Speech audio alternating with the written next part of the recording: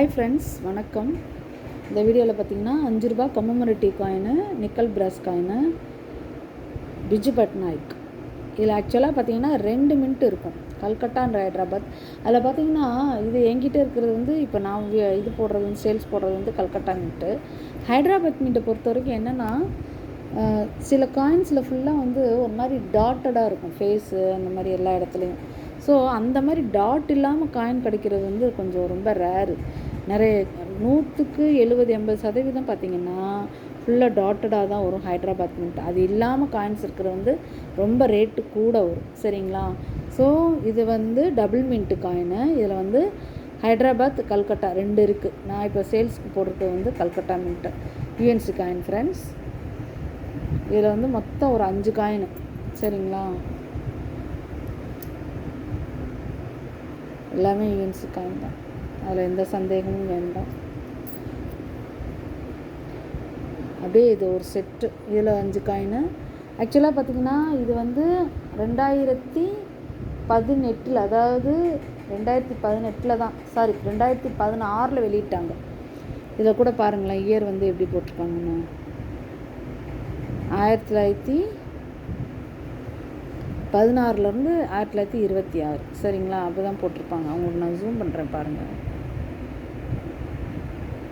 தெரியுதுங்களா? 1916 2016 அந்த மாதிரி தான் இருக்கும், சரிங்களா? ஸோ 2016 வெளியிடப்பட்ட காயினு, ஆனால் இப்போ தான் வந்து புழக்கத்துக்கே வந்து கையில் கிடைக்கிது மக்களுக்கு, சரிங்களா? ஸோ அதுக்கப்புறம் பார்த்திங்கன்னா இது வந்து பிசிஎம் காயின்னு சொல்லுவாங்க. இது வந்து சிங்கிள் மின்ட்டு, கல்கட்டா மின்ட்டு மட்டும்தான்.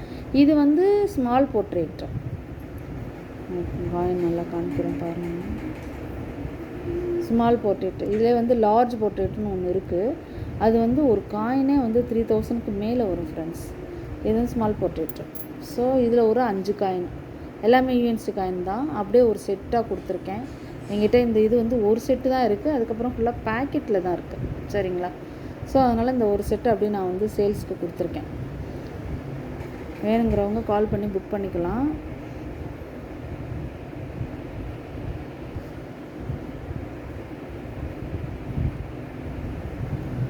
இது வந்து பார்த்திங்கன்னா ஒரு செட்டோட விலை வந்து 100 ரூபா.